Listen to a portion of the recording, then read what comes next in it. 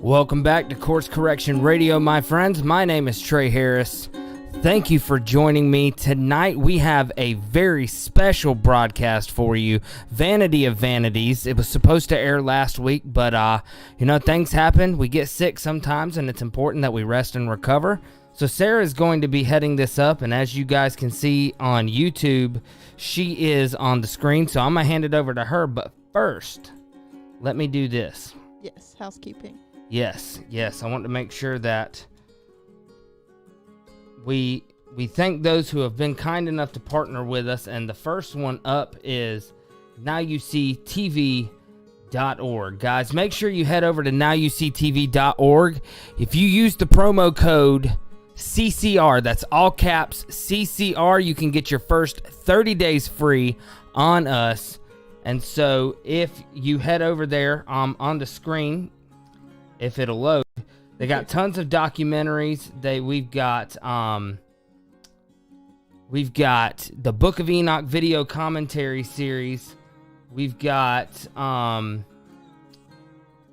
goodness gracious, OBS is just giving me a fit today. All right, so we've got the Book of Enoch video commentary series. We've got Dark Covenant, Secret of Secrets, Dark Covenant, Lies of the Immortal. So make sure you use that promo code CCR. You can get your first 30 days free on us. So make sure you check that out. That's nystv.org. Also want to give a shout out to shakeandwakeradio.com. Annie, thank you so much. We love you so much over here, and thank you for carrying our show. And make sure you guys subscribe and check out the website for truthradioshow.com with Dan Badandi. I was just on his show over the weekend, and we talked about spiritual warfare, the dark realm, and the millennial reign deception, so you're not going to want to miss that. That was a great episode. Without further ado, here is Sarah, and I'm going to turn it over to her. Hi, guys. Thanks for joining me again. We had a crash the first time, so I'm going to have to repeat everything I just said, even though y'all haven't heard it. Thanks to everybody who watched my episode on the threshing floor. I loved talking with you guys in the chat and everybody who watched it and commented. I love the feedback, and it was really, really fun. And so, as I said last time, when God gives me something, I try to, present it to y'all the best way possible. And the way this one came to me was really fun, actually. So, I am an avid amateur gardener, and I was outside one day, and to give you a mental image of kind of what I was dealing with is I had a rectangle-shaped raised garden bed that I'm growing my beans in this year. It's some good snap beans, and I've gotten a lot off of them, and I love them. So this year I decided, instead of just doing pole beans, that climb trellises, I decided on each side of the raised garden bed I would do the trellis so that they grew up kind of into like a teepee, and then in the middle underneath them I would put the bush style green beans. So instead of climbing up, they're just one bush and everything grows there. So that way they would be protected from the sun by the pole beans, and I would get twice as many beans in one bed. So I was out there picking beans, and I kind of moved back the foliage of the pole beans to look at the bush beans, and they were so heavy with beans, and I was picking them all off, but the plants themselves look kind of pathetic. The leaves, they weren't, sickly looking or nothing. It was just how the plant was supposed to look. Very spindly, not a very attractive looking plant, but so many beans, and so many good beans. And then I went, searching through the pole beans. They were, about 8 foot of trellis up and down each side. And I was looking for beans, and I couldn't find any. There was flowers everywhere, beautiful white flowers. The leaves were beautiful. Everything about this plant, with all 30 of them, they were just so nice to look at. But there were no beans. And I look back, at my pathetic looking little bush beans that I had just gotten, a couple of handfuls off of just 10 plants. And I talk to my plants, science says that it's good for them. So I talk to them, and gardening is my therapy. So, and I looked at the pole bean plants and I said, come on, guys, I don't care how beautiful you are. I just want beans. And all of a sudden it was like I could hear God's voice in my ear saying, I don't care how beautiful you are. I just want fruit. And I said, okay, God, that's what I'm supposed to present. That's the message I'm supposed to give to your people. And he led me to the book of Ecclesiastes, which, the very first words after, the words of the preacher, the son of David, king in Jerusalem, the very first thing we see is, Vanity of Vanities, says the preacher. Vanity of Vanities, all is vanity. And I said, okay, so, what do you want me to do with this? How do you want me to present it? And I was praying on it and I was studying. And the first thing that, I looked at was, why is it repeated? Vanity of Vanities. And, looking it up, the doubling means the epitome of, just like when they call God the King of Kings. He is the king over all the kings. He is Lord of lords. He is the Lord over all the little L lords in all the castles and all the places in all the world. He's the epitome of the kings and the epitome of the lords. And that's what Vanity of Vanities is. It's the epitome of vanity. It is the vainest of all. And Ecclesiastes is saying all is vanity. And then when we go to verse 3, it says, what profit has a man from all his labor in which he toils under the sun? So when you look at Ecclesiastes at face value, it can get kind of depressing if you only take it for exactly what you see. That he's saying all is vanity. One generation passes away, another generation comes. The sun rises, the sun goes down. The wind goes towards the south and turns around to the north. All the rivers run into the sea. Basically, and down in verse 8, it says, all things are full of labor. Man cannot express it. The eye is not satisfied with seeing, nor the ear filled with hearing. He's saying, the clock keeps turning, basically. Things keep happening. The sun keeps going up and down. What is the point? And when you say it, it sounds depressing. What is the point? A lot of people I know, including myself, years back have said that. What is the point of life?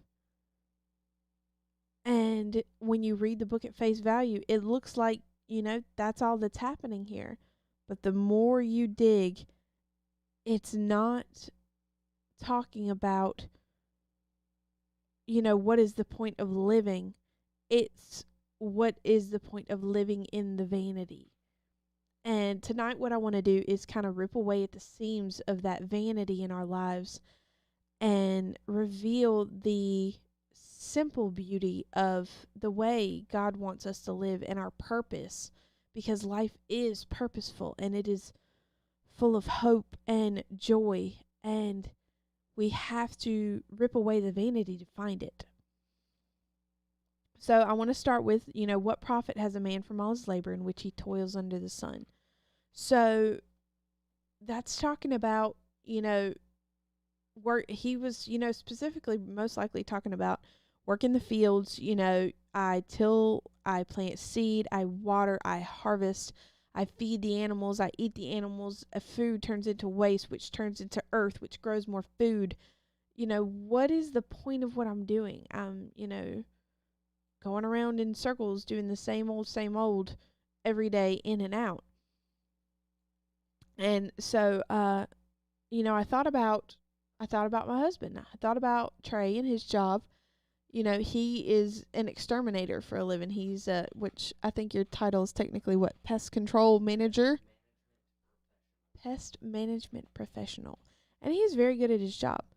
But if he looked at his job and said, every day my purpose is to kill bugs and come home, it would get very depressing. Would it not, my love? I mean, that's, unless you're, an 8-year-old out, in the park, smushing all the fire ants because you think it's fun. Killing bugs every day just doesn't sound exciting. But when you look at the purpose of his job,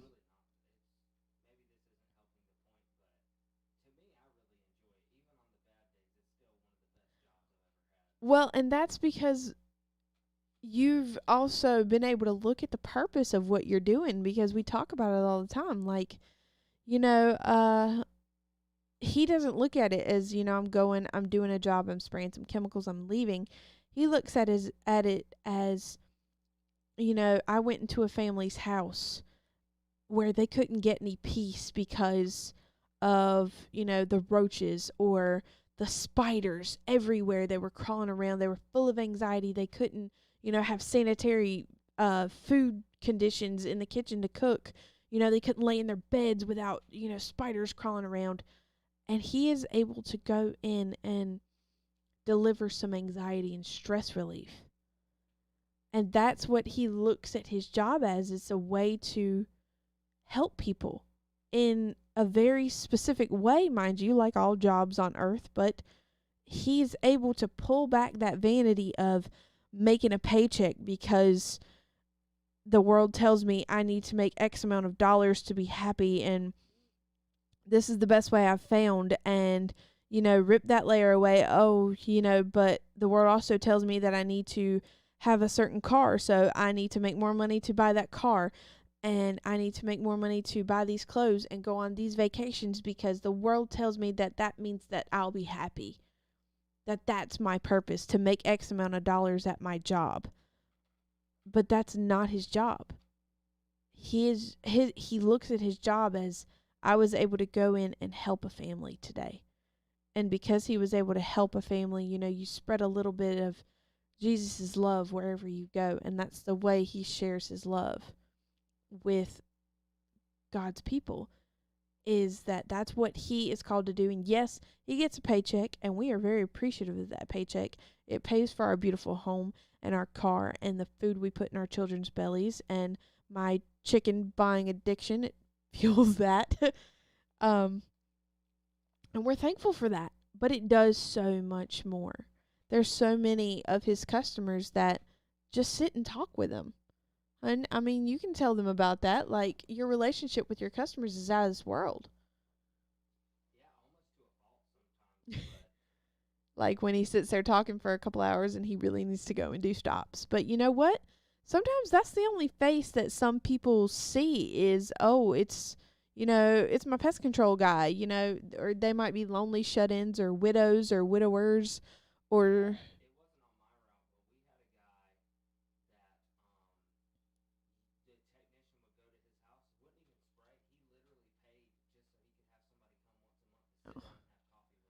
Oh.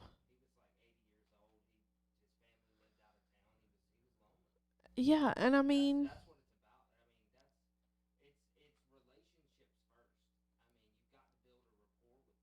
Yeah.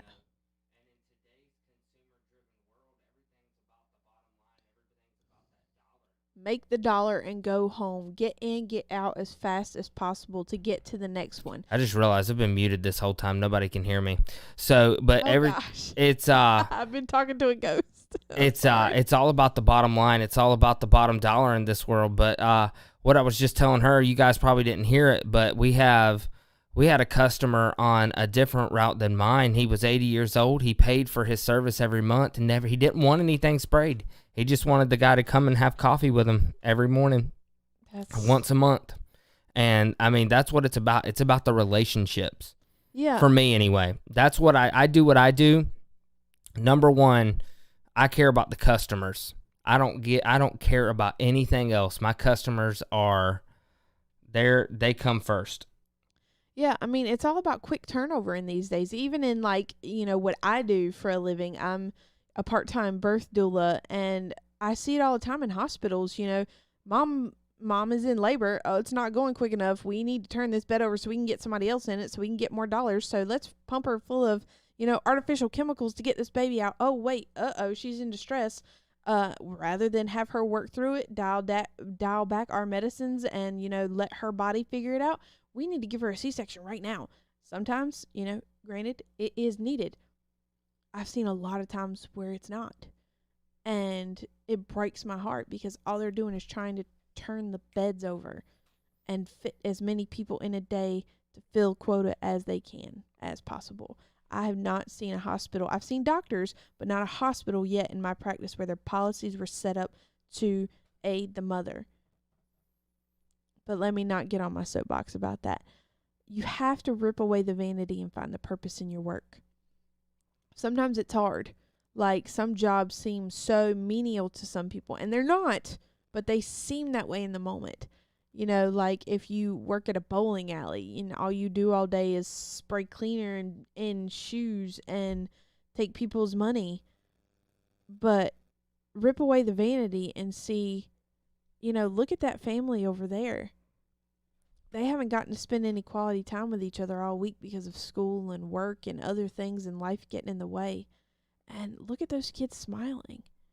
You were there to help supply that. Or, like I was telling the story, the first time we did this take, and it crashed. I used to be an assistant bookkeeper. And, if I looked at my job as just handling money all day, turning over cashier's tills and making deposits, sending deposits to the bank, I would have been quite miserable. It would have been so mundane and boring. Excuse me. That I would not have found any love for the job life at all. I would have hated being there and resented it. But I loved my job. My thing is that, I've always been a people pleaser. We all have that hook that, that's our thing that, we fight our flesh on all the time. It just hooks us back in, like anger or your patience or you're stubborn or you're, whatever it is. I'm a people pleaser. I have a sprinkling of the other things, but I'm a people pleaser. So when I looked at my job, I was able to rip away that vanity veil, which is, I'm going to pin that because I like that. I was able to rip away that vanity veil and see the purpose behind what I was doing. I'm not just making deposits.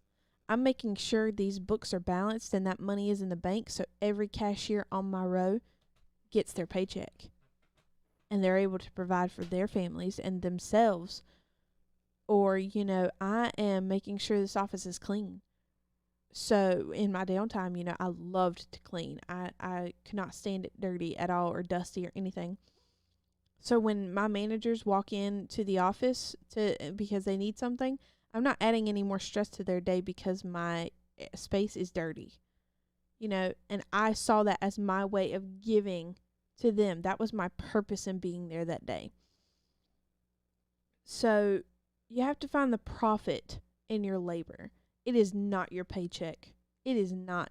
That is a wonderful bonus because thank God for supplying all our needs. But it is not the profit of your labor. You have to rip away that vanity veil and find it in order to feel love for not only life, but the people around you because you're serving them in some way. Doesn't matter what your job is. Like, name the most random job you can think of right now. Anything. Just name it. Spoon maker. Spoon maker. You like to try to trip me up, don't you? But no. You said random. That was the first thing I thought of. Okay, so you make spoons for a living, okay? Oh, yeah, like I knew somebody, who's the one we know, you don't have to say their name, but that makes the plastic things that fruit go in, plastic containers. Yes. You know what I'm talking about? Yep. Like that job, like a factory person, you just make some random item. But let's start with the spoons, Could the job get done without spoons, Yeah. Would people be happy when they want to eat soup? Nope. You would. I eat soup with a fork, and he judges me for it. So, all of you feel free to comment on how that's not fair. Everything has a purpose. A time for everything under the sun. A time. Except for forks and soup. Okay, so you can't respond to me right now, but when I'm watching this later, leave a comment below if you think forks belong with soup. No judgment if you do. I just like giving her a hard time about it. I find it hilarious. I will be in the chat when this airs. So right now, as I'm talking about it, let me know right now if you think it's weird that I eat soup with a fork. First, before you say anything, let me explain my reasoning.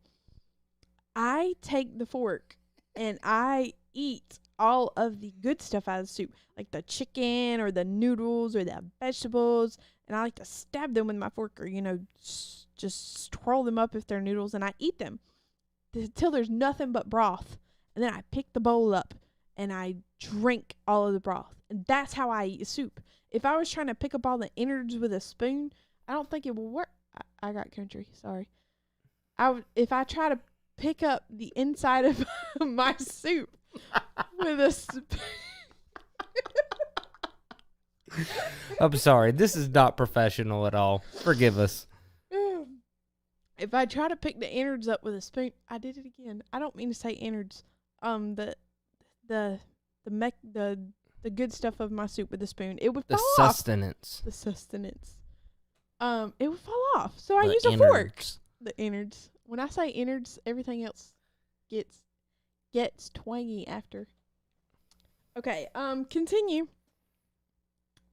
So, we were talking about spoon makers, and you went on a tangent. Spoon makers. Granted, it was my fault, but you went on a tangent. You are the reason that people can eat soup without burning themselves unless they eat it with a fork like me. But I'm sure if you make spoons, you probably make forks.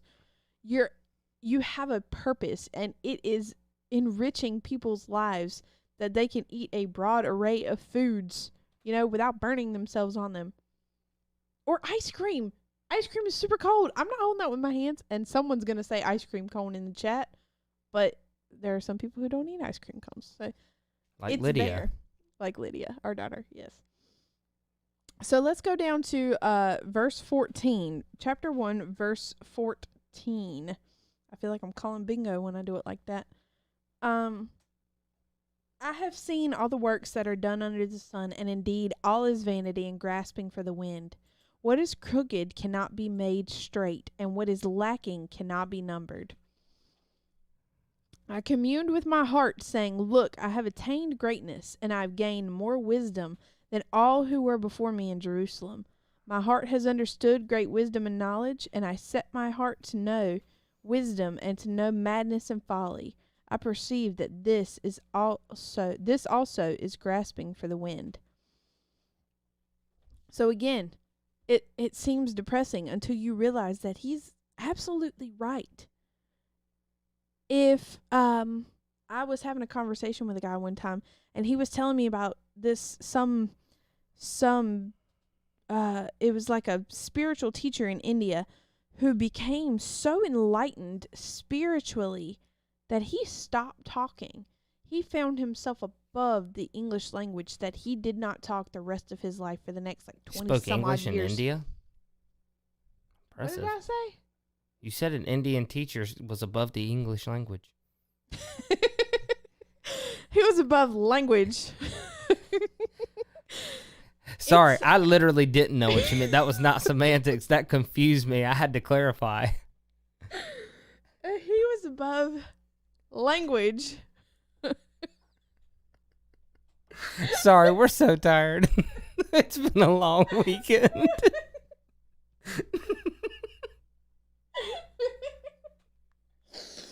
Oh, you made me cry. Oh, goodness. He was Anyway, start the story over because we don't confuse people. He was a spiritual teacher, and he, studied and gained all this knowledge and meditated until he gained enlightenment so much that he stopped talking. He didn't speak anymore. He found himself above language, not the English language, all language. He didn't speak for the rest of his life. In fairness, including English. Including English, But what was the point? He gained all that enlightenment, but he couldn't share it. He didn't bear fruit. Didn't matter how beautiful he looked to the world, as far as, oh my gosh, that's so cool, like, I wish I could get on that level. Even though, we know it was, not, it wasn't following Jesus, but, there are some people who don't know Jesus that would look at that and be attracted to it because they're like, oh, he's stress-free, he's worry-free. I want to be like that. Well, we know how dangerous internalization is, too. Yeah, exactly. But he couldn't share it with anybody. He couldn't share the wisdom that he had gained to get that stress and worry-free because he didn't speak. He kept all that wisdom and knowledge to himself, which, again, we know it's not the right path, but this is just an example to show you what is the point of gaining all that wisdom if you don't bear fruit with it, So how much more for us that know Jesus and know how beautiful he is and know the difference in heaven and hell. If you collect all that wisdom and knowledge and you keep it to yourself, it is grasping for the wind. It is vanity. There's nothing good about it. Your soul is saved. Hallelujah. Praise God. But what are you going to do with it? The work isn't over when you say the words and you're saved. The work just started. And if you read this Bible and you understand its mysteries, what's the verse? Have not love? 1 Corinthians 13. 13:1. It's in my notes for later. Look at you, getting ahead of yourself. Well, where God takes me, I go. Absolutely. Well, that's the beautiful thing about the will of God, is it exists outside of our concept of time and our linear thought. If you want to pull it up, 1 Corinthians 13:1. Give me just a second. I can do that. All right.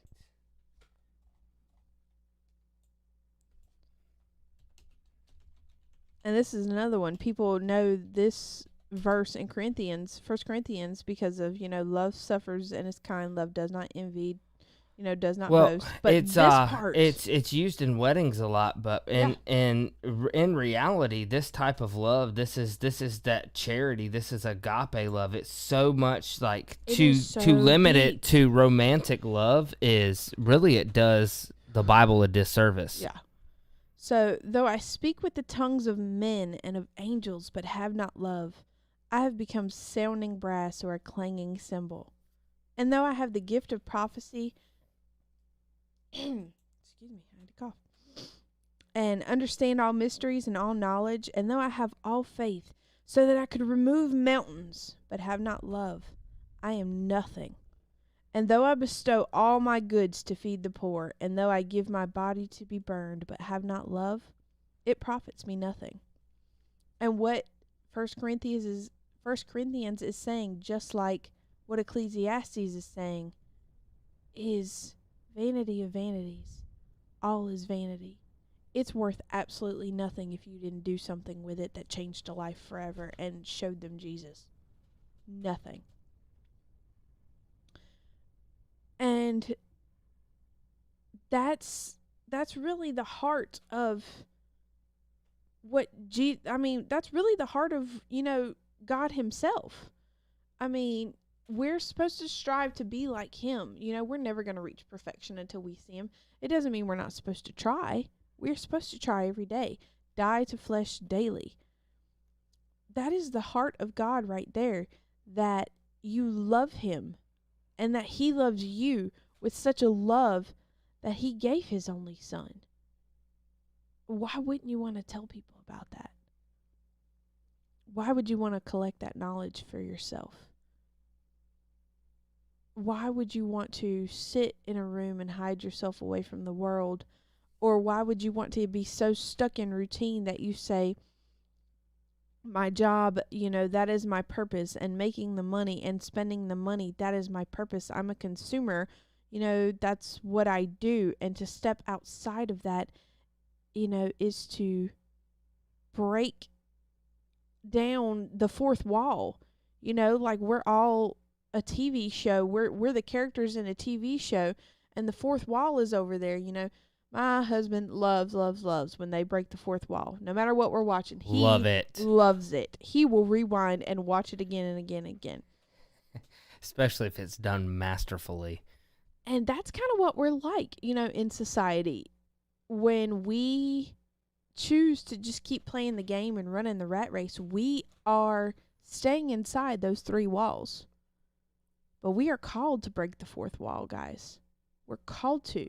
Well, it's just like so, and I know because of how much of an early bird you are and how early you typically go to bed. Yeah. You don't get to watch the Midnight Ride a whole lot. No, I have to listen to it later. But they did an episode on simulation theory, which, by the way, you can find on nystv.org. Shameless plug.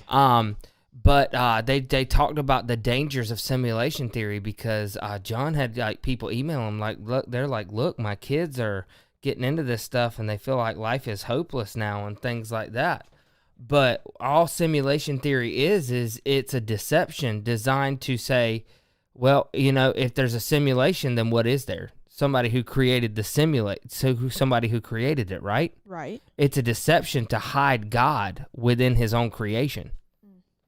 And so people see, this had to be made by somebody, but it's because we're just in one elaborate computer, when in fact what we are is we're in an enclosed system that was invented by a creator. And the only way to show people what it is to show them who God is. It's literally like when Morpheus pulled Neo out of the Matrix with the red pill. I gotta finish the Matrix. Which is why we have that shirt, which hopefully one day will be available on our website, and it says, "Do you want to take the red pill? Read the red letters." Yeah, I because made it's that the especially only for way. because he loves saying that in front of it. Literally, I put a little. I can't help it. It's just so catchy.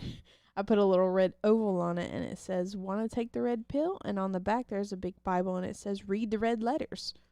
Because when you read the red letters, what Jesus said, and when you compare it to the rest of the Bible, where he never once broke the law of God, he never once strayed from it, he never once taught anything outside of it, once you realize that, you've taken the red pill and you realize, Christmas, Easter, what? Those aren't things of God, are they? The Sabbath, on Sunday, and buying things on the Sabbath, that's not what God says either. You broke the fourth wall. Congratulations. It's scary, isn't it? But it's so fun. But if I keep that to myself, what is the point? I'm already having, friends ask me questions, and it's what so about beautiful. this? So here's the thing. So you've been taught something wrong your whole life. What really do you have to lose to look into it? Exactly. Because if in fact you have been taught something wrong your whole life, well, at least you'll have the truth. Well, people can't stand having their worldview shattered. And I get it. It is scary. It's mostly because we're so dang tired. We are so tired from running the circles that we are told to run, and we are not sure of the reason we're supposed to run it, that trying to process anything new is exhausting. Yeah, well, look, here. So, for those who may be listening to this and this is maybe your first time hearing that the church has been telling you wrong things, here's a good litmus test. Ask your pastor when you see him what significance. Respectfully. Just like, hey, I've got a question. I see a lot on the news that they've got this UFO disclosure. How does this fit into the Bible and end times prophecy? Oh, that's a big one to start with. 9 out of 10 pastors cannot tell you what it is. How about we start them off on a simpler one? The reason I use that one is because a lot of people our age are looking at this and they see shows like Ancient Aliens, which is the History Channel's #1 rated show, by the way. Oh yeah, and they have no paradigm to fit it in. And then they see all this evidence presented for these beings from the stars coming. they ask their pastors about it, and their pastors say, well, it doesn't really matter. And then a lot of them, this is why 80%, not a salvation issue. 80%, it is though. Listen. I know it is, but that's what the pastor will say. But this is what I'm saying. The pastor will say it's not a salvation issue, but 80% of teenagers from Christian families go off to college and become atheists because they'll hear about panspermia inside their college and things like that, and it just shatters their worldview. Because they're not being taught. The church is so caught up on giving people milk that people are starving spiritually. Well, and parents are so concerned with, I got to make sure my child is in church on Sunday and everything will work itself out after that. They're not really worried. Well, I'm not going to lump them all because there are some, but the majority, especially that I've encountered, they're not even concerned with the rest of the time. They think if I have my child in church on Sundays in their best clothes, sitting in the seat, not talking, not moving, taking notes, opening the Bible, singing hymns, they'll be fine. It's just like the people that will half the time forget to wake their children up to take them to school, but then will drop them off at every single vacation Bible school throughout the summer just so they don't have to be around them. Ooh. I mean, it's ridiculous. What it is it comes down to lazy parenting. You don't want to do your job, so you just push your kids on everybody else. And you ask me, maybe you shouldn't have kids. That's harsh, but I mean, good God, we're dealing with people's souls here, people. Wake up. Especially with the children, because that's the generation we're leaving the world to. And they're so confused about what they think. They think that what they're supposed to be concerned with is, do I really feel like a boy?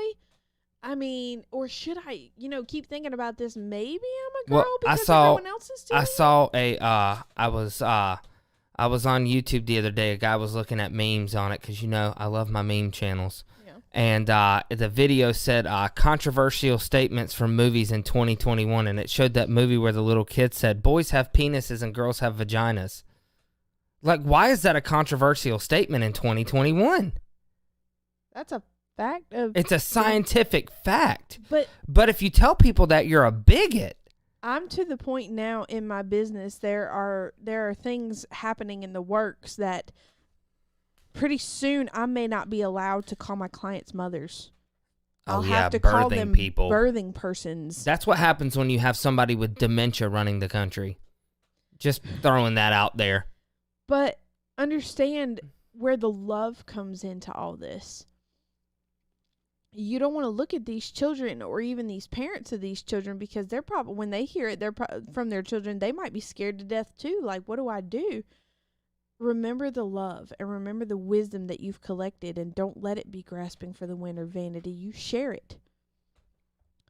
Because in all honesty, a lot of what it is the way that the past generations have raised their kids. They say this is the role that we fit in. So if a boy likes to play with Barbie dolls, then he's not really a man. Or if he cries at sad movies, he's more feminine, or effeminate than other men. So then he starts thinking, I cry at sad movies. I like to go, get myself new shoes, even if they're, just regular. I like to get myself new sneakers. Well, I went to cosmetology school. Remember how everybody, he must be gay. Yeah, everyone. Gay Trey. That's what they called him all the time. And what an unfortunate name. Yeah. I'm just saying.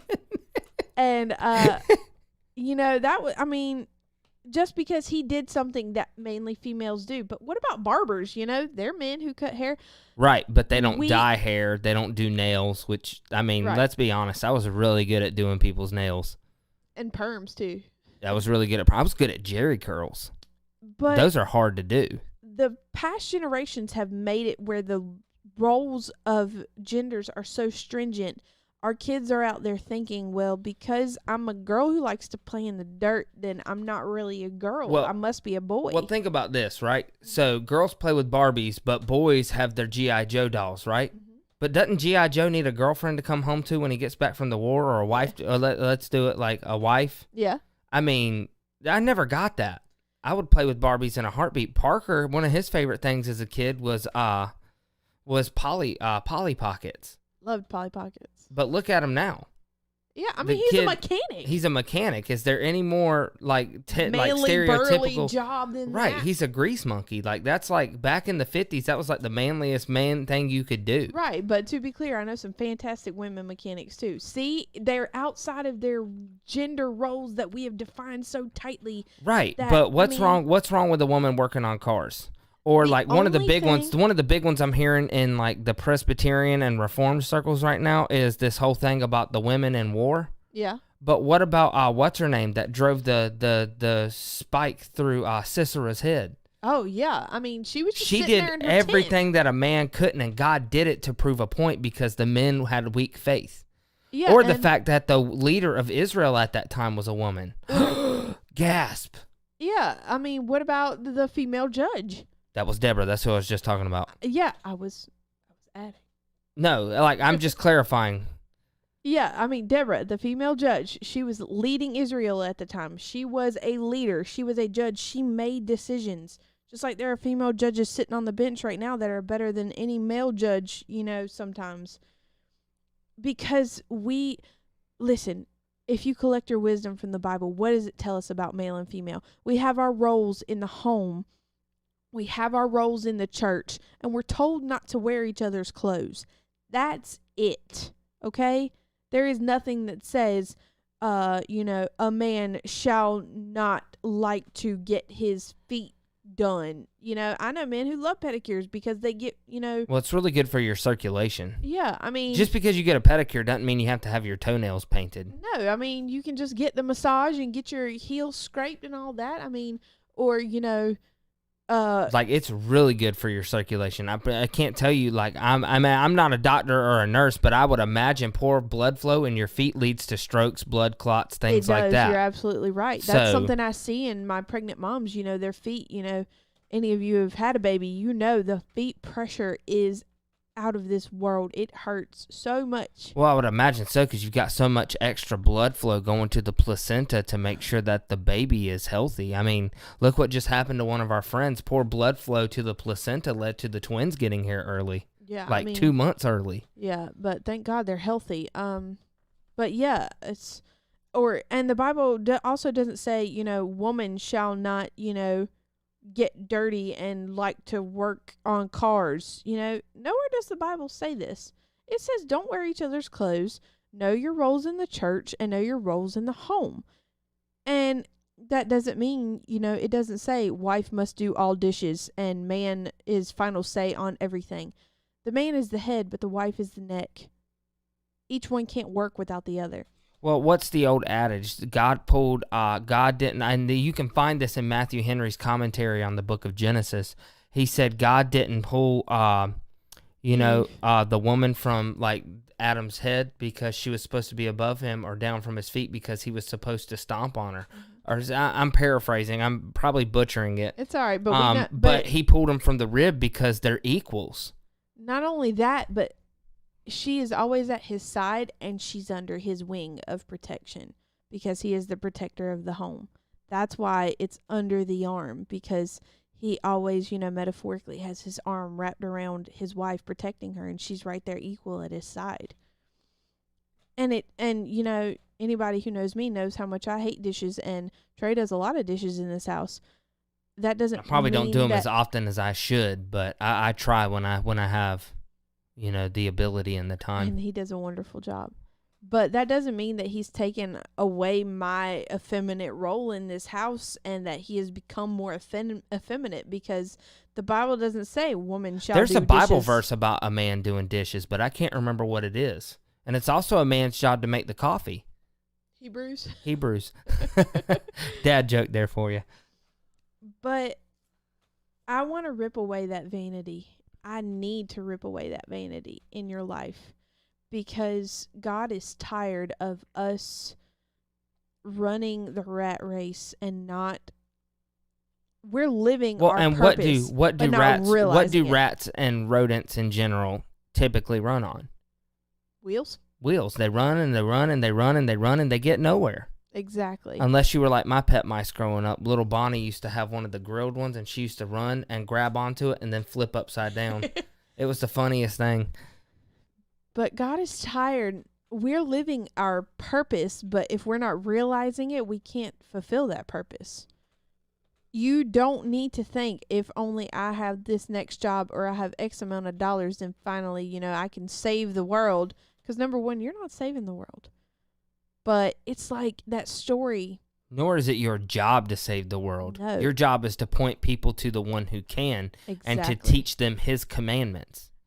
People give themselves these incredible far out, out of this way, what we're not even told to, do to try to attain. They try to put it on themselves. When I'm perfect, I'll go serve the kingdom of God. When I'm done working on me. In reality, you work on you along the way. Well, that's the biggest lie. That's how the devil gets people, is he whispers in their ear and says, you know what? You're not good enough. Oh, yeah. To be a disciple of Christ. I've heard that. Look, guys. Look at Samson. He was put in the Bible for a reason. Like, I hate to pick on the guy, but the dude was a total screw-up, right? Right. He did something wrong every single time. But look how God used him, even in his failures. He used Samson's failures to bring Samson to the perfect place where he could destroy the Philistines. And he destroyed them from within because all his screw-ups got him captured and his eyes gouged out. Mm-hmm. But, the beauty of it, Samson at the end, he didn't let it stop him.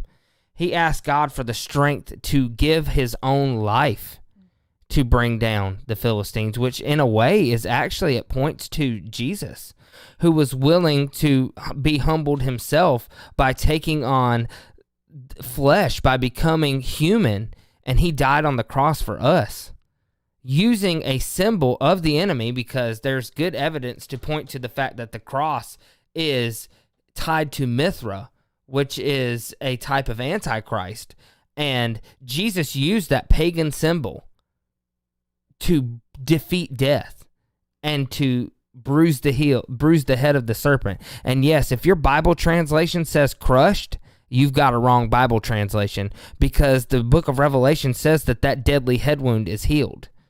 Therefore, it only bruised it, right? Yeah. So, yeah, Bible translations matter, guys. But but that's what, it all, you can't. The only way that you are not good enough for the kingdom is to never accept the call. Exactly. So, to give y'all an example, I've not had an easy life, not at all. Not one moment of it did I, feel like things were going smoothly up until I met my husband.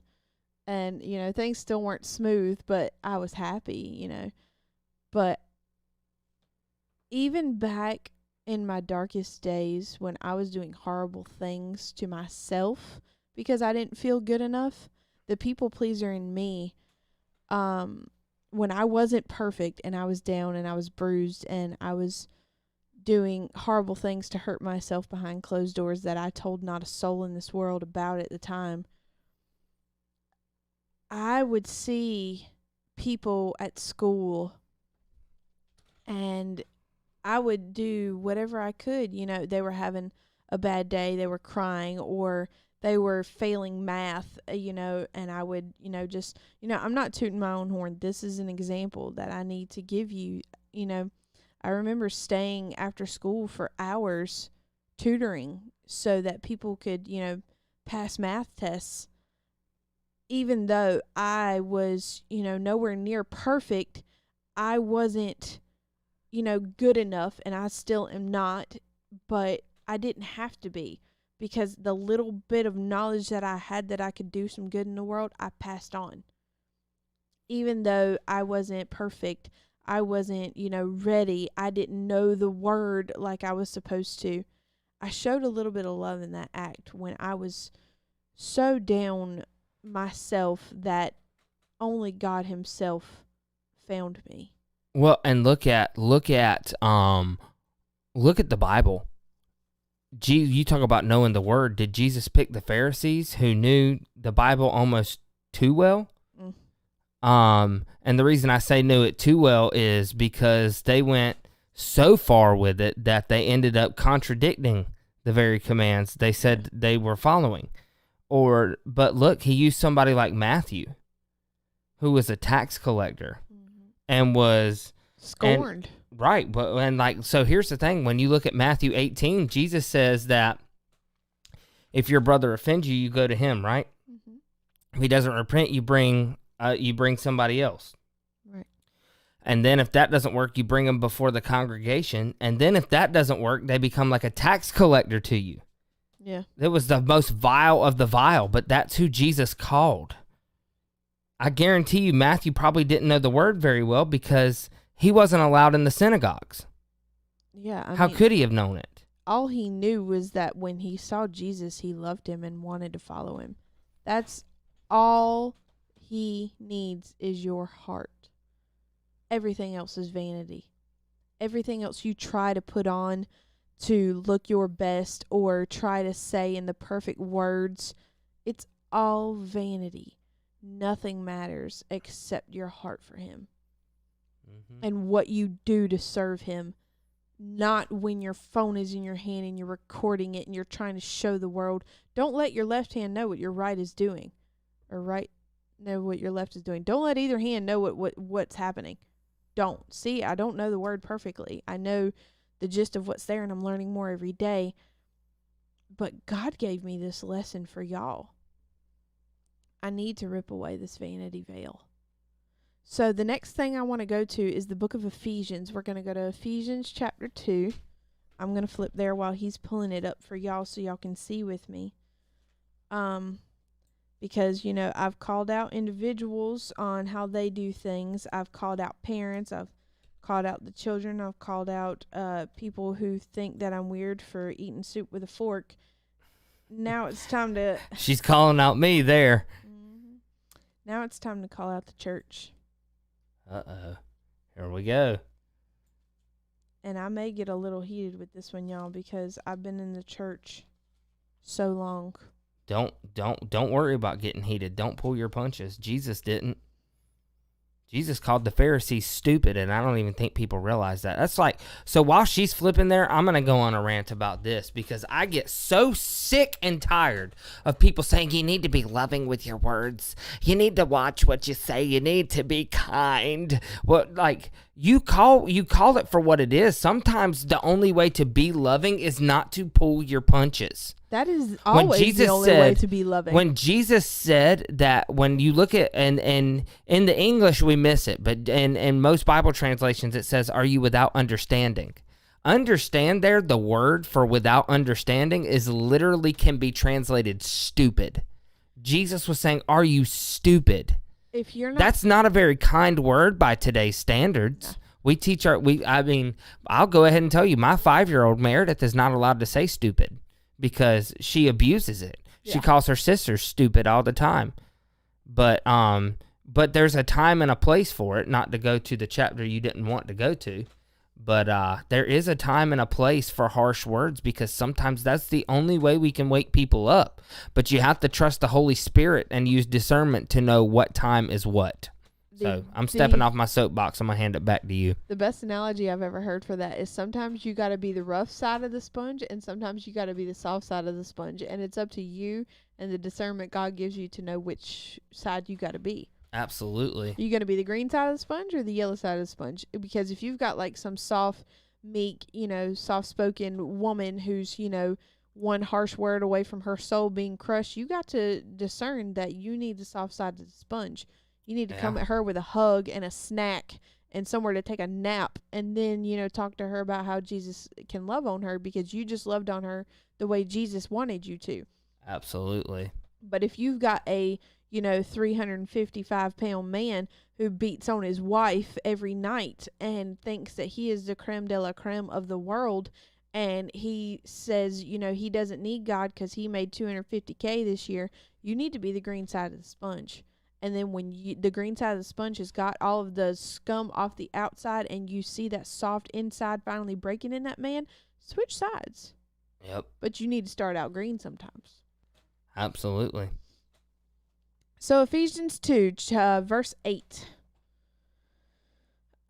For by grace you have been saved through faith, and that not of yourselves. It is the gift of God, not of works, lest anyone should boast. For we are his workmanship, created in Christ Jesus for good works, which God prepared beforehand that we should walk in them. Works don't save. They don't. You didn't get saved by your works. That is not the point of your works. And what is the point of your works? The point of your works is to show others. And show others what? Let's take it one step farther. Keep going. Show me your faith by your works. Exactly.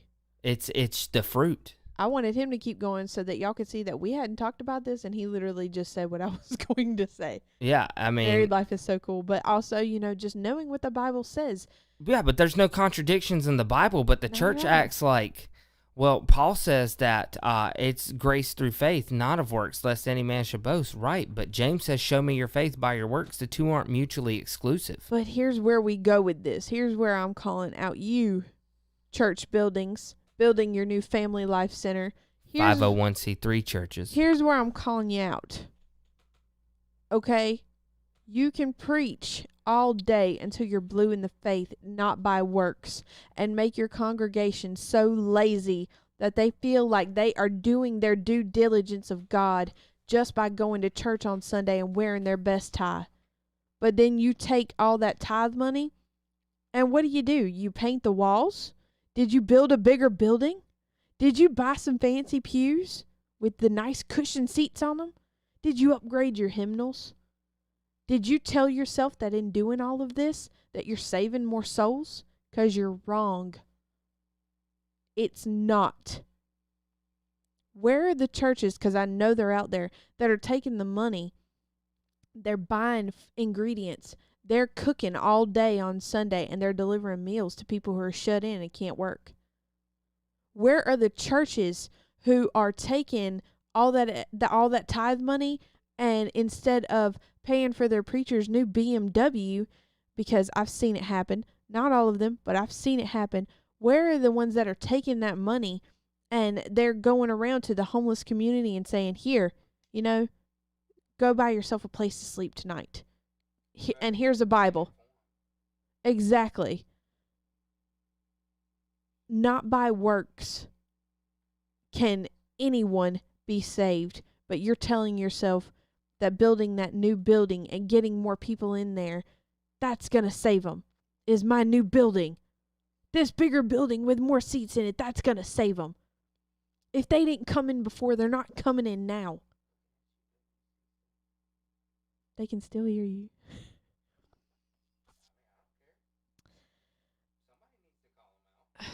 But it's not just that one church. There's so many.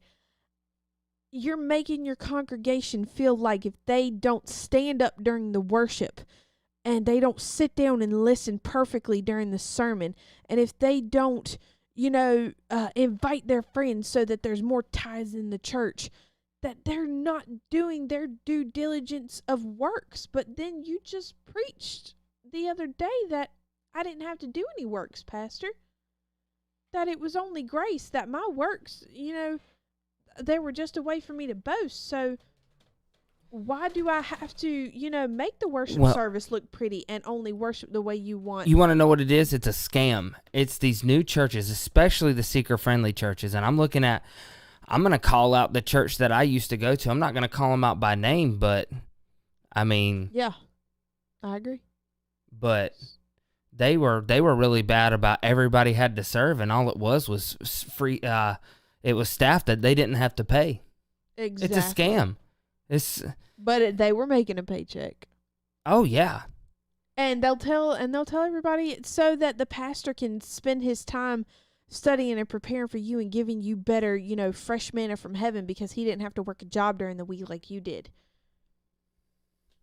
So that you can get that bigger building with the better air conditioning and the better seats. What happened? But what are they doing? They're showing their little card saying, hey, look at me. I got the mark of the beast precursor.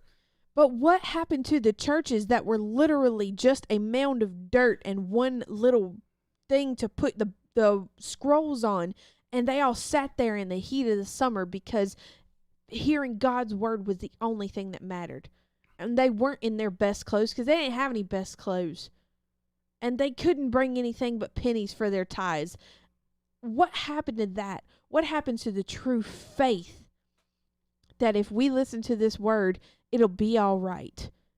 That we don't need the air conditioning, and that I don't have to force my children into these uncomfortable shoes and these big frilly dresses because the vanity veil hasn't been ripped away yet, and all I know is that if they look perfect and I put them in church, the world tells me that they'll be okay, and that's all I have to do.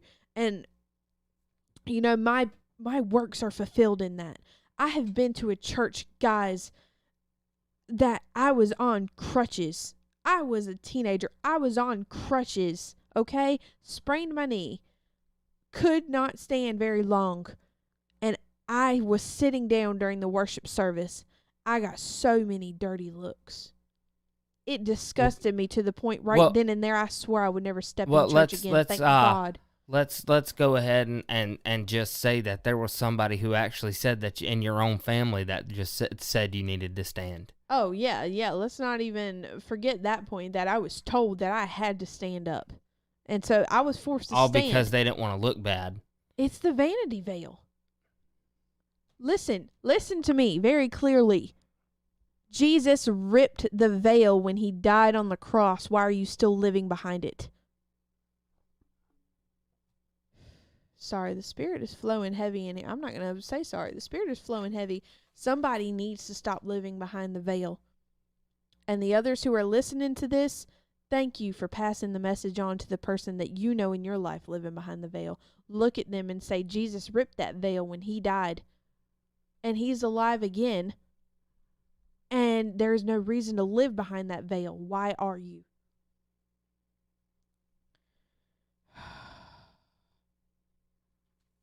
I have been in churches where I have seen people come in dirty and hungry, or, you know, even, this story, I have to tell it. I always, bombard y'all with my stories, but like I said, it hasn't been an easy life. I was at a church. It was a really big mega church. It was a Pentecostal church. And there was this woman. She would come in every Sunday, and she would sit on the very back row.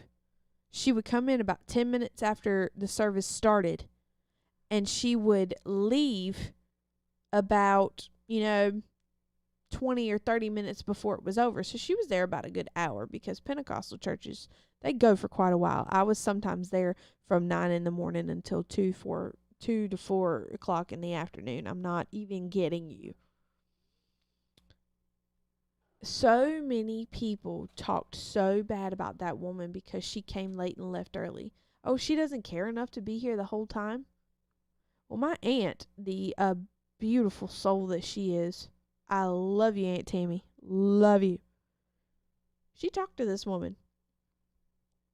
Found out the reason she was coming in late and the reason she was leaving early is because she was a single mother and she was trying to get to work on time.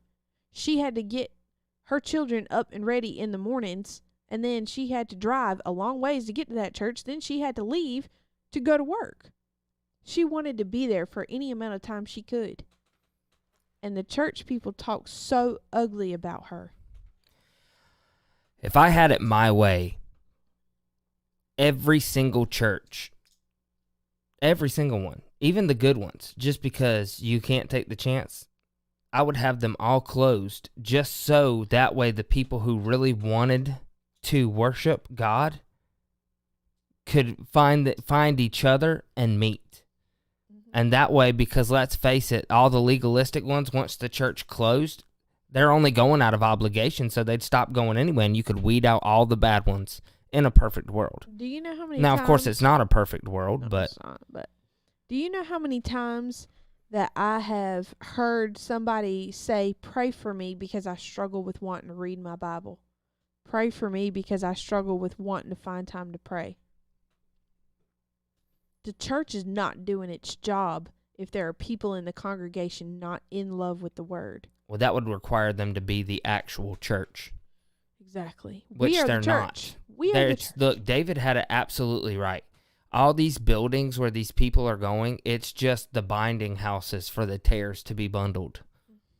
That's all it is. I mean, majority, I hate to say it, and it's heartbreaking, but the majority of these people, if they're not careful, will end up straight in hell. Mm-hmm. And that's why I harp so hard on somebody. I just hear people, well, these people, they're awake, you know, or they're asleep. They're not listening. Hey, I get that. I totally do. This is what we talked about Saturday morning on Dan's show. This came up during the listener call-in segment. And I get that. And you know what? At that point, hey, maybe you've done what you're supposed to do, but somebody has to go into these places or at least talk with these people. Or, hey, I mean, if you don't want to physically go, get yourself a cheap microphone and a cheap camera. Or don't even do that if you've got a cell phone. You got Facebook Live. Yeah, just put it up there. Put it up there to get it to these people. I mean, we got to do what we can. I mean, you know, I don't physically step foot in these churches. I'm probably not welcome.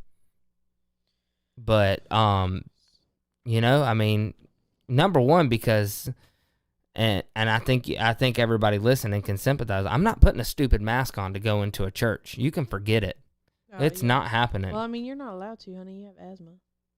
Well, I mean, I wear it at customers' houses every now and then, but I take it off. I'm not going to go anywhere where I have to wear it long periods of time. Yeah. There was that place I had to go with really beefy security. I had to wear it there, but I didn't have a choice. Yeah, I mean, there were armed security guards there. I mean, somebody else's property, that's the thing. But the church is supposed to be open for all, come as you are. Well, that's supposed to be Jesus' property. Mm-hmm, but it's not. It's not. It's the devil's. I've always called the church the devil's playground. Guys,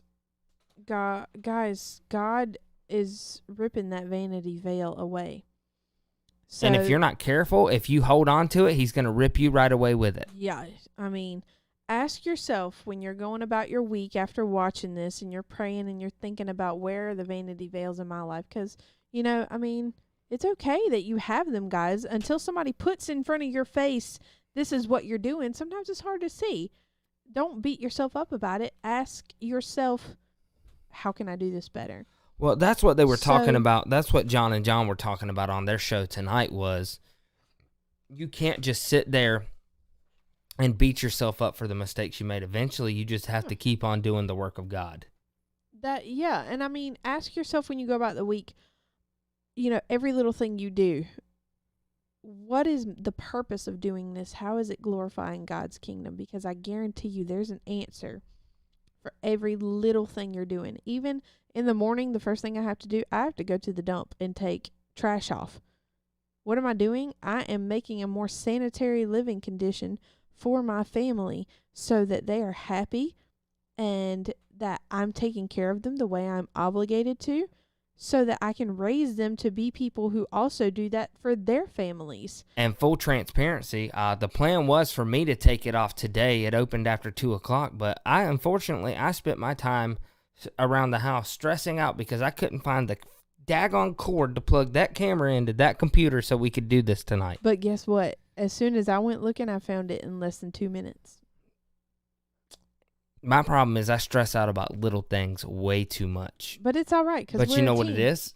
That's my vanity veil. Yeah. It's one of them anyway. Yeah, I mean, there are many where we... I mean, really, what does it matter? This thing records audio. Yeah, You guys will always be able to find it on our website, worst case scenario, but I was stressed out because I already hadn't gotten this out on the day it was supposed to air. Yeah, like, full transparency, guys. If I can't get this stuff to you when I've said I'm going to get it there, I stress out. He does very badly because in his mind, it's still hard for him.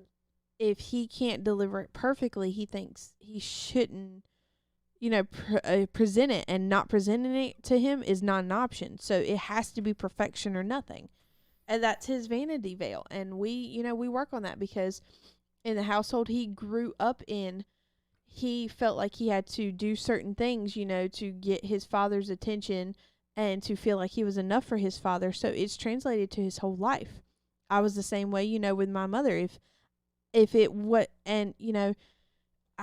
thought about it as a lot as an adult, but as a child, I just, accepted it.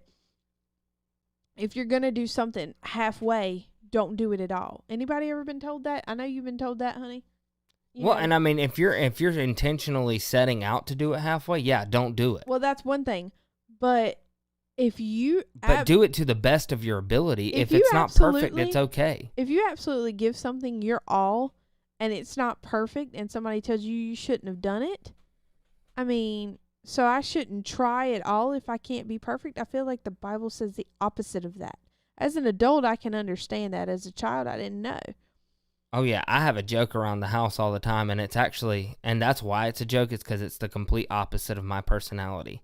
My joke that I say all the time is if at first you don't succeed, give up. So, for another story for y'all, my 5-year-old is learning about chores. You know, she's been doing them all her life little, but she's starting to have bigger ones. And she saw how much the dishes stress me out. So she got her little stool. You know, she started maybe the first time maybe like 3 months ago. She got her little stool, pulled it up to the sink, and put soap on the sponge, and she washed every dish in that sink. And, you know, I go over there, and they're all in the strainer. Of course, there's spots all over them. You know, they're not clean. But she's 5. She turned around and was beaming, so happy. It said, "Mom, I did the dishes for you." Keep in mind, Sarah was outside. And she came in the house. Meredith had disappeared in the house. Everybody else was outside. Meredith came in. Yeah, I had to put the took chickens her away. shoes off, and just did the dishes without anybody asking her. Nope. She just came in and was like, "Hey, Mom, I did these for you." Yeah, so, I mean, we were outside letting the chickens play, and she was like going inside just randomly. And so I had to gather all the chickens to get the kids inside, and I come in, and she's just beaming, guys. The look on her face, it was like pure love for me and pure joy that she was able to give me something. Just like the woman who all she had was, you know, the 2 coins. Yeah, the 2 mites. And she gave it with such an open heart. She gave more. Just like me doing the dishes is one thing. It's my vanity of vanities, which they have to be done for sanitary. But, you know, when there's a few dishes in the sink, my vanity of vanities says, people can't come over right now. There's dishes in my sink. It's not perfect. She did it. And it wasn't perfect. But, you know, she turned around and was beaming so hard. I scooped her up into a big hug, and we, you know, just swung around in a circle. I said, "I'm so proud of you. I love you so much. Thank you."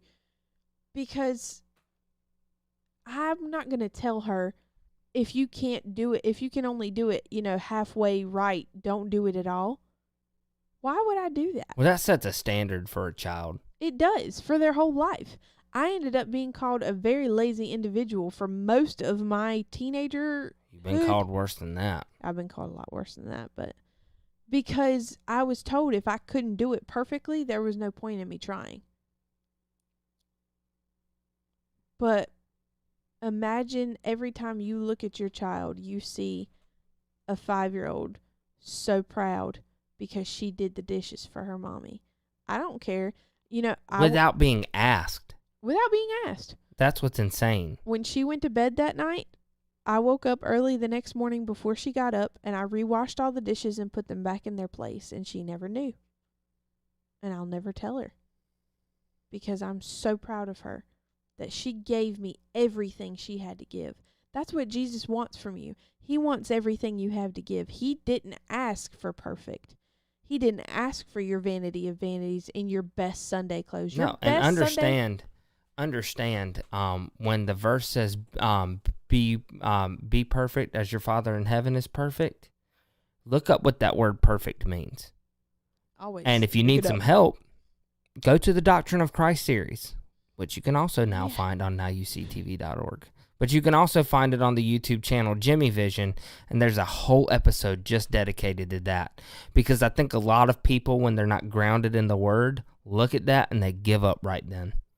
They think, because we've been told all our life, if you can only do it halfway, don't do it. We've been told perfect sometimes, and there are cases where perfect means without spot or blemish. Mm-hmm. But understand that that was referring to a genetic purity, right? But as long as just like when it said Noah was perfect in his generations, it was a genetic purity. That word even then means complete. Just by existing in this world, our outside is going to be spotted and blemished. But if we're giving our all to Jesus, he fills the gaps. He meets us halfway. Right. Look who was the one. Look at one of the ones who did some of the most groundbreaking work in the Bible, and that's Peter. Mm-hmm. Peter, it was his sermon that God used to redeem 3,000 people on the day of Pentecost in Acts chapter 2. And but let's back up just a few pages. Jesus is being arrested and people saying, hey, he's one of the disciples of Jesus. He said, no, I've never met him. Mm-hmm. But look what he did. By the way, this was after Jesus said, if you deny me before men, I will deny you before my Father, right? Yeah, Peter But the beauty is Peter repented. And Jesus said, Peter, do you love me? He said, do you agape me? Yeah. And he said, I phileo. Jesus said, do you have that godly, unconditional love? All consuming. Yeah, all consuming. And Peter said, I love you in a very, phileo is where we get our word Philadelphia. Like brotherhood. Yeah. You're my boy, you're my brother. Yeah, and that's still the kind of love hey, I got your back. I'd do almost anything for you. Yeah, I mean. And Jesus accepted that the last time he said, Peter, do you phileo me?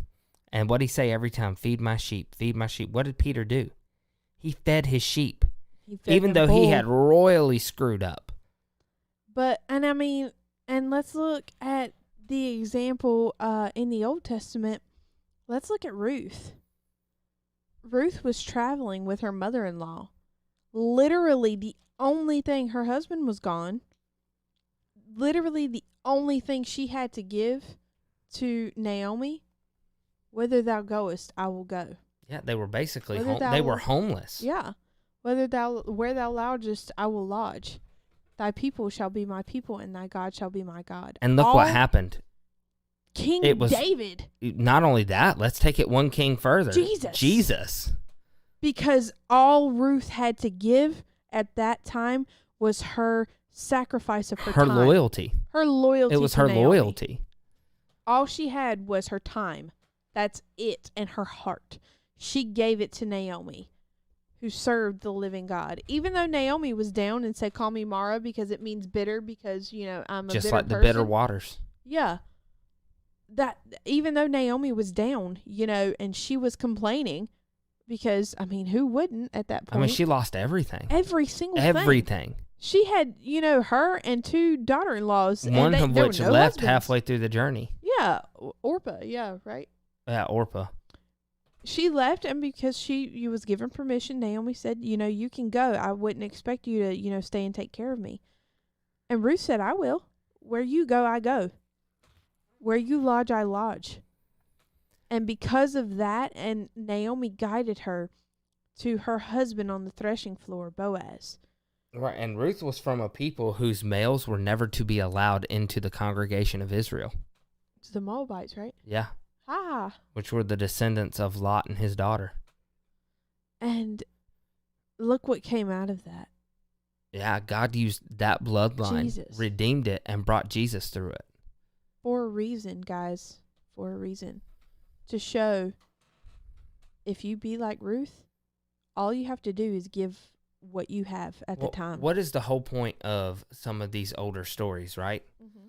So you've got Abraham, the father of many nations, right? Right. Literally, like many nations. Many. More than the stars in the sky and the sands of the sea. Right. The Gentile bloodlines are redeemed through Abraham's promise. Galatians 3 says that if you be, if you're in Christ, you are a seed of Abraham and heirs according to the promise, right? Right. So, but look what Abraham did. Abraham screwed up royally not once, but twice, did the same thing twice. With Sarah. Yeah. One time in Egypt, one time in the land of the Philistines. To give him as much credit as you can, he wasn't technically lying, but he wasn't telling the whole truth either. He wasn't technically lying. But he was a little bit because, if you look, technically she was his sister, but it was an adopted sister, right? Right. Because she was the daughter of, I believe, his father's brother. Mm-hmm. Or she may have even been the daughter of one of his brothers. Right. But either way. It was a, Abraham, instead of and we all do this, but instead of trusting God, we forget in crunch time. We have a tendency to forget the great things God has already done, and we focus on our own fear, right? But here's the point. Abraham, Isaac ended up doing the same thing. Jacob screwed up royally multiple times. Right. The whole point is you look through every person in the Bible other than Jesus, and you will find somewhere where they messed up. Oh, yeah, definitely. The mess ups are key because it doesn't matter how many times you mess up. Proverbs says you can fall 7 times. A wise man will fall 7 times, but he gets back up. Mm-hmm. It's the fool who stays down. And if you get so caught up on your failures that you don't serve Jesus Christ, you don't go out and make disciples, then you are a fool. And that actually brings me into the last part of Ecclesiastes I want to go over, and that's Ecclesiastes chapter 4, and starting in verse 9. We're all down. We all make mistakes. And part of the reason that we can get back up or either notice those mistakes, if we don't notice them, is because of the people we're surrounded by.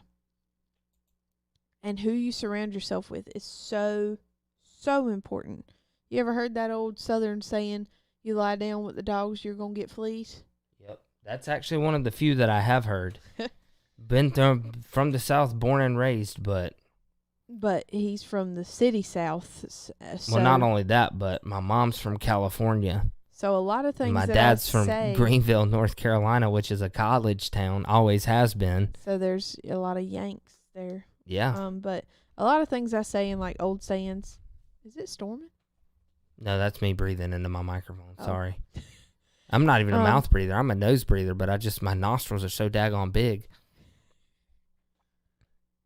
I'm just being honest. Did you just do it again? Okay. Yeah. It sounds like it's storming outside. It's because I don't have a windscreen on this microphone. It's all right. Meredith ate it. Yeah, she's autistic, and she has a sensory processing disorder, meaning she's severely understimulated. Normally you deal with overstimulation in autistic kids, but she's understimulated. She seeks a lot of extra input to make her brain feel satisfied, so she chews on things. But it's okay because we found her chewing on her popper earlier. No, it wasn't even her. She was chewing on Lydia's. Oh, yeah. If y'all have seen those new Pop-It toys with the buttons in them that you flip them and they do it both ways. They're so satisfying. Rubber. But to get back, chapter 4, verse 9, the value of a friend is what the subheading says. Are you sure that's chapter 4? Yes. Ecclesiastes 4 and 9. Oh, 2 are better than 1. I see. The value of a friend is the subheading in my Bible. Gotcha. 2 are better than 1 because they have a good reward for their labor. For if they fall, one will lift up his companion, but woe to him who is alone when he falls, for he has no one to help him up. Again, if 2 lie down together, they will keep warm. But how can one be warm alone? Though one may be overpowered by another, 2 can withstand him, and a threefold cord is not quickly broken. The people you have around you are going to make or break the hard times in your life. Can you still get back up with just Jesus alone? Yeah, because that's all you need is Jesus. But if you have Jesus, you're never truly alone. Exactly.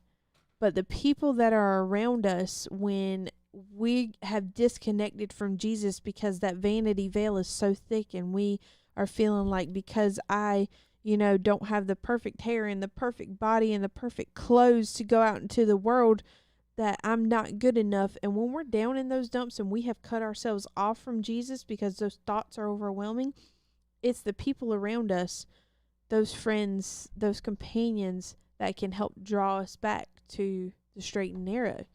Mm-hmm. So, which, by the way, that's if you look on our website, that's our slogan, pointing you back to the straight and narrow. So it all begs the question, not only what kind of friends do you have, but what kind of friend are you? Ooh, that's the real question. When your friends are gone, do you talk about them? Do you gossip about them? Do you run them down? If your friend came to your door and said, "Hey, I lost my house, in a fire. I need a place to stay. Can I stay with you?" Would you open your door? Would you open your fridge? Hint, hint. It's not enough to say, "Oh, I'll pray for you." It's not enough to say, "I'll pray for you," or come to church. Ooh. Yeah, Ooh. Tell them. I have to. You know who you are. You know who you are. You're never going to watch this, but you know who you are. If you Has that person found a home, by the way? yes. Okay, because I know you told them they were welcome here, but I never heard from them, and I've quite frankly forgot to follow up on that. We're going to be a segue, but That's fine. yeah. That's fine. But yeah, I can't name names on that one because that's a sensitive situation. Absolutely. But if your friend knocked on your door and said, "My husband's beating on me pretty bad and I need to get away from him, but I have no money," you gonna open your door? By the way, that's not one of the times to tell them. That's not one of the times to pull out Jesus' teachings on divorce. No, it's not. That's the absolute worst time to do that, because when you are beating on the one that you promised to have and to hold and to protect, you broke your vows. You have broken your vows. You have literally been unfaithful at that point. Exactly. And of course, everybody, well, I'll say majority of the people listening to this know that. And so we're preaching to the choir. But for those who don't, who are babes and don't, that's a legitimate, that's one thing people literally worry themselves sick about. Well, is people will sit there and take that beating or that verbal abuse because they think about their kids and they say, well, I want my kids to be I don't want my kids coming from a broken home. Yeah. But your home is already broken at that point, and you're doing your children more harm than you are good. Get out of there.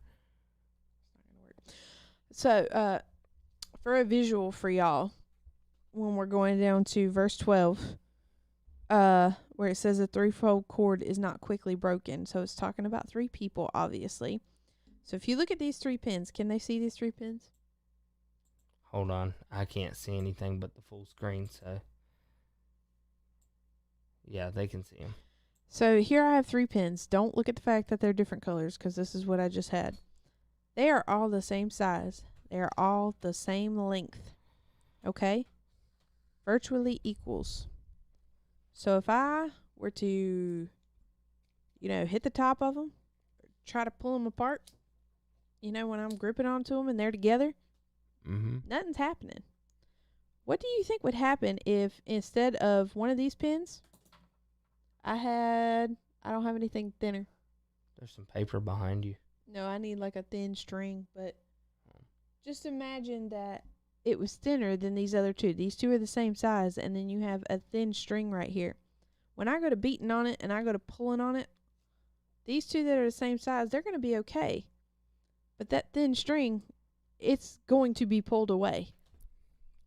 So need not concern yourself if there's someone around you that is not a friend that they are supposed to be biblically, because a threefold cord is not quickly broken. But if all those... That doesn't mean it can't be broken, but it's going to take a lot longer than it would if it was just one piece of that threefold cord. Yeah, not necessarily, because if one of those strands of the cord is thin, that's the first thing that's going to break. And then you can take the time to find a cord that is the same size as you and your friends and make yourself a new rope. Okay? Don't concern yourself with it. You stay the course. Okay?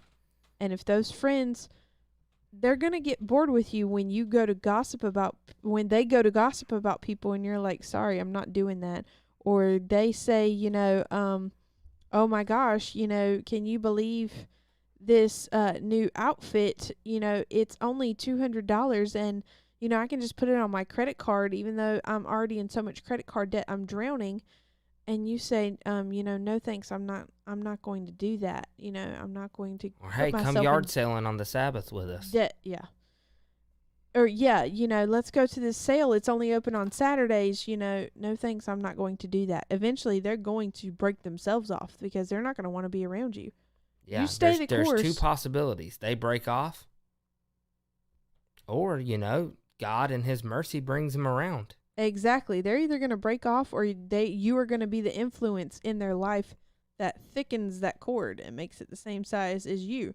And then you guys can get thicker together as you learn and become better cords. But right. But there's also the possibility. There's also this possibility too. If you guys have ever been around pear trees get really sick.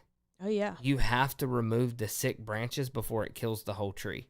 Mm-hmm. We can attest. We have 2 dead pear trees in our yard that have to come down because we couldn't get to them in time. Yeah, the Bradford pear trees. We call them fish trees in the South because they smell like fish when they bloom. And well, for some of us, they used to. Yes, COVID took my smell in December. I had it in December, and I still can't smell all the way. But you can smell some, which is better than last month. Yeah, I'm starting to. I have to think about it. Like, as long as I know that I'm supposed to be smelling something, I'll get a whiff. But it's not what it's supposed to smell like. I'm pretty sure. I don't remember what a lot of stuff smells like. That's the thorn in my side, like Paul's thorn in his side. That's the thorn in my side right now. If God chooses to give it back to me, I will say thank you. If he chooses to keep it from me, I will say thank you. Back to my point, don't isolate people and try to, like, block them out when you think that they're not a cord that you need in your life. Because that's not showing the love of God. You keep showing them that love, being nice, praying for them, spending time with them. But as long as you're following the Bible and only doing things that line up with his word, like not going shopping with them at the mega sales on Saturdays and not, putting yourself into credit card debt because Vanity of Vanities says that new dress is what's going to finally make you happy in life, or gossiping about people makes you feel a little bit better about yourself. That's what's going to pull those weak cords away, or either hopefully, you pray enough and it thickens them and they, get on that level with you, and then y'all can rise to a new level as friends together. But don't isolate them. Don't become what they are by talking about them with your other friends that are the same size as you, because then you thin yourself out. You keep being the friend that the Bible says that you're supposed to be, and watch his word work it out. The friend that sticketh closer than a brother. Exactly. And the last thing that I want to go over, because I'm super, super tired, because it's probably past midnight. It's way past midnight. We've been going for an hour and a half. Holy mess. Yeah. This was a beautiful study. So the last thing that I need to talk about is Ecclesiastes chapter 5. Yes, I know there's a lot more in Ecclesiastes, guys, but this is the part that I was Well, that's what these podcasts are designed to be. They're supposed to be a jumping off point for you to study for yourself. So because you're never gonna get spiritually fulfilled just listening to me or listening to Sarah or listening to John or David or Dan. You pick. I mean, you're never gonna get satisfied just listening to us. It's so important. Even if you listen to them all simultaneously, which I don't recommend. You have to dig into the word yourself regardless. Yep. This is your walk with Jesus. All we can do is give you a little bit of sometimes it's overwhelming to figure out where to go. We're just here as messengers to hopefully give you a jumping off point. All right, chapter 5. Verse 2. Do not be rash with your mouth, and let not your heart utter anything hastily before God. For God is in heaven and you on earth. Therefore let your words be few. For a dream comes through much activity, and a fool's voice is known by his many words. When you make a vow to God, do not delay to pay it, for he has no pleasure in fools. Pay what you have vowed. Better not to vow than to vow and not pay. So that brings me to something that is also very common to say here in the South. You've heard it. I know you have. I swear to God. Oh, yeah. I swear to God, I'm going to do it when I get home. Or I swear to God, I saw this, thing, and I'm going to be like that person. I swear to God, one day I'm going to be president. I used to be really bad for saying that. Guys, that is a vow before God. Not only that, but what does Jesus say about it? Jesus says, let your yes be yes and your no be no. He says, don't even swear. Don't even make vows. Right. Because just like Ecclesiastes said, better not to vow than to vow and not pay. Right. Saying stuff like that and not paying on it is another vanity. Well, and that's why it's so important. This is if for whatever reason you're new to this channel, one of the things we like to do here is understand that the reason the church is so screwed up today is because they don't take Jesus as the final authority on everything. Right. Because, well, let's face it, most people in the church don't read their Bibles, right? They say, pray for me to have the desire. No, the desire starts with you. Exactly. We can pray for you all we want. You can pray till you're blue in the the face, but if you don't have the faith to step out there, then you know what? You're just going to sit in that boat for the rest of your life. So understand, Jesus, yeah, you're gonna head up.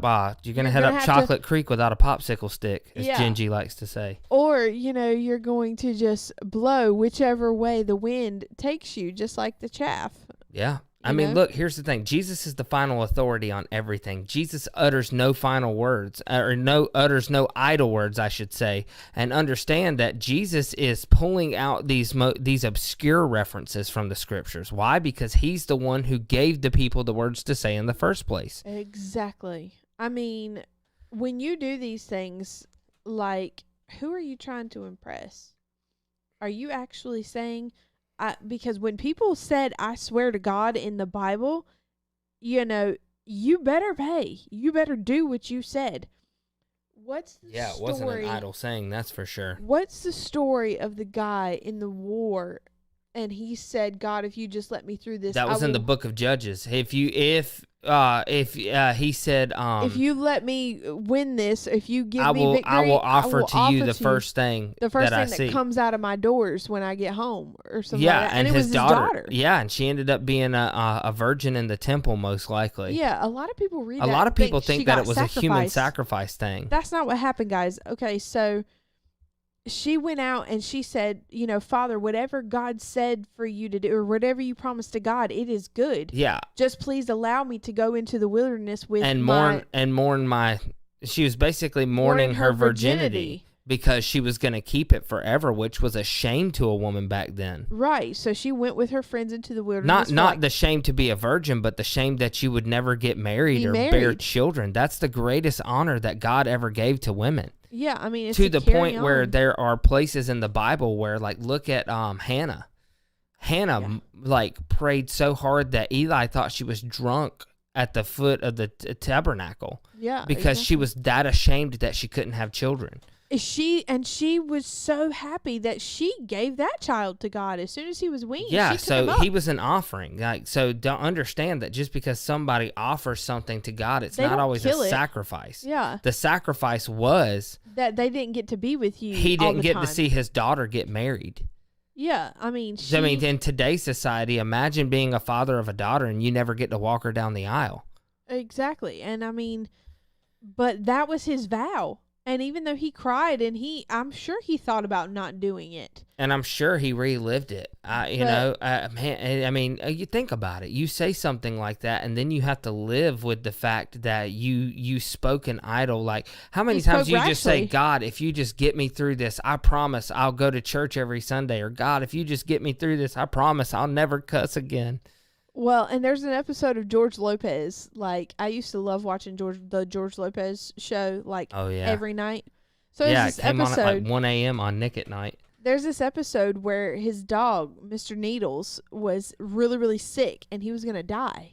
Right. They said he's got cancer. He's got a tumor so large he can't live, and they couldn't afford the surgery to try to remove the tumor. So George's son in the show, Max, he said, Dad, will you pray with me? And he got down beside his bed and said, God, if you just heal Mr. Needles and make him not sick anymore, I will be nice to my sister for a whole month. And George was thinking, what's the point of this? And he gets down there and says, God, please, heal Mr. Needles. And Max was like, Dad, come on, please pray with me. And George gets down on his knees and says, God, if you make Mr. Needles all better, I will crawl on my knees up the cobblestone path to that church in Mexico. And I forgot the name of the church, but people crawled on their knees up the cobblestone path to that church as a part of their vow. He said, if you just heal Mr. Needles, I will crawl on my knees on that cobblestone path up to the church. And of course, he didn't think anything else of it. The next morning, the dog's eating out of his bowl. He's jumping around. He's playing. He's doing flips. They take him to the vet. The vet says the tumor's gone. And he said, no, you must have the wrong scans. Disbelief the first thing, but right, that's the first thing we do when God does something. That can't be right. Exactly. But the little boy, he was like, God did it. God did what he said he was going to do. Now I'm going to be nice to my sister a whole month. Dad, when are you going to go to the church and crawl on your knees? He was like, Max, I'm really busy and this and that. And there's a part where he cuts up his jeans and puts fake blood all over his knees and is going to fake it. But I forgot who talks to him about it. And he's like, I'd be surprised if it was Benny. God doesn't work like that. God will, repay you for that if you don't do what you promised. And eventually he goes to that church and, crawls up that path. And it's kind of funny at the end. He sees this man crawling beside him. And he said, what brings you here? The man said, my village was flooded. I was trapped on the roof of my house for days with no food. And I looked up to heaven and I cried to God and said, if you just save me and get me out of this, I would crawl up this path on my knees. He said, what brings you here? He said, my kid's dog got sick. And it's really an example of he spoke idly, didn't think about, he would really have to do because it. Because these are not the things that God wants from us. Just like God didn't want him to offer the first thing that he saw upon his arrival home. But when you make that promise to God, God is a man of his word. He's God of his word. You know what it reminds me of? That final scene from Old Brother, Where Art Thou? Where the levee's about to break and George Clooney, who's like his character's the big atheist in that, and it's like to have a logical reason for everything, gets down on his knees and it's this big thing and he prays and then the flood comes but they're all safe. Yeah. And they're like, see, Everett, it did this. And he was like, nah, there's probably some logical, scientific explanation. And, some people, they make the promise and they don't even have the gall to follow through with it. But that's not what God wants anyway. It goes back to that. But I require mercy rather than sacrifice. But because you spoke those words, you're going to have to account for them. Yeah. Be sure of that. What does Jesus say? He says that every idle word will be accounted for, right? Exactly. And that's a scary thought. Every single idle word you have thought in your head, said under your breath, or said out loud will be accounted for. I've said so many idle words just today. That's scary. So take account of that, because saying promises in front of a group of people just because you want to look good, that is another vanity. Fear God and keep your vows. If you say it, do it. If you're not going to do it, don't say it. Don't do it. Don't say it to look good in front of people. Like, what is the point? Who are you trying to impress? Because I'm pretty sure at the end of this life, when you die, you're only standing in front of him. Yeah. I think that is a beautiful note to end on. I was just about to say that. Yeah, we could talk all night, because I married a man who is literally my other half, and we just bounce off of each other and we get into these discussions. And sometimes we get so busy. Like this week, I think this time, here we are talking to everybody else, and this might be the only time that we've had this week to sit here and talk to each other about stuff like this. We have epically failed on that aspect of our marriage this week. Yeah, I mean, they called me, so we're getting the carpet. We need a new carpet throughout the whole house. It was ugly white Olaf and Berber carpet. It was stained everywhere. I think they got a glimpse of some of the carpet in a video I posted earlier about how we were revamping this studio area. Oh gosh, it's awful, guys. And so I went, and they had this deal where I got not free the new installation. carpet. The new carpet looks good. That's what they saw. Oh, okay. I thought you meant the old carpet. No. But I went and they had the deal with the free installation, so I paid for it, and they said, okay, your carpet should be here on July 2nd. Then we'll call you for install. So I had to get everything off the floor, every single thing off of the carpet of this floor. We own a lot of junk too. Not anymore. I threw most of it away. Yeah, thank God. Everything in every closet, every bed, couch, chair, book, bookshelf, everything had to get off the floor. I was like, cool. So July 2nd is when the carpet gets in, and then they'll schedule it. So I've got 2 weeks. So I had done one closet. You know, me and him took the time. We got everything out of Meredith's closet and put it up in the attic. Which is a big thing for me. Yeah. I hate my attic, mainly because it's hot. I just don't do really well in the hot. It's but hot. I There's a hate bunch of messing junk with up there. closets. I can't stand it. So we did that one thing. I said, that's cool. So next weekend, you know, we can do the rest of the closets. And the weekend after that, we can go ahead and do all the furniture, you know. And I would be doing the little stuff throughout the week because I'm home with the kids. I get a call on Wednesday. It was a Wednesday. As a matter of fact, what's today? Today is Sunday. It was last Wednesday. I got a call and said, Miss Harris, your carpet is in, and we're going to be there Friday between 1 and 3 to install it, and it should only take a few hours. I said, well, that's great. And she said, okay, if you have any questions, call me. Thank you. Have a nice day. So what I had 2 weeks to do, I had to do in less than 2 days. It was 4 p.m. on a Wednesday. They were coming at 3 o'clock on a Friday.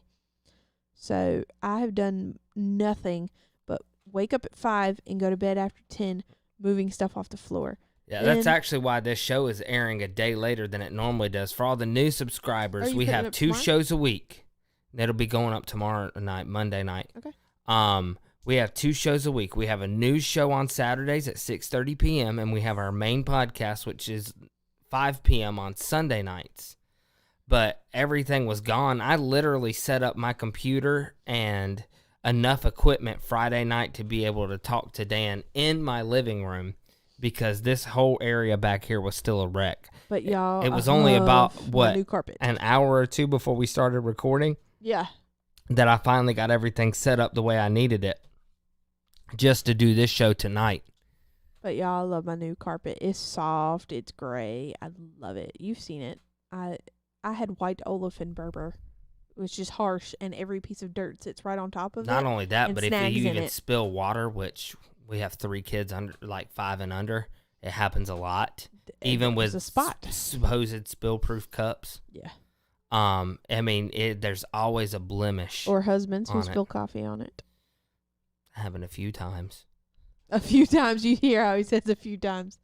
Okay, guys. So thank you for joining us for another beautiful study with me. We're going to try to have her on once a month, by the way. Well, God, If God gives me thanks. If God wills, we'll have Likened Unto Moses podcast once a month. We'll have maybe one of our guests on once a month, whether it be Dan, David, whoever's available. If they're willing, they'll come on once a month. We'll have her on once a month, and then we'll just have, a listener's choice if you guys want. If you guys have issues that you think you'd like to hear us talk about, you can email me, coursecorrectionradioth.com, or you can leave them in the comments of the video. Hey, really like you to cover this topic. We'll do our best. Understand we're not experts by any means, but we will do our very best to try to answer topics that are on your mind. So with that, I'm going to roll this intro music unless you have something else you need to say. As of this week, guys, just go about ripping off your vanity veils and tell us about it. Yeah. And have a beautiful week. Yep. We'll see you guys next time.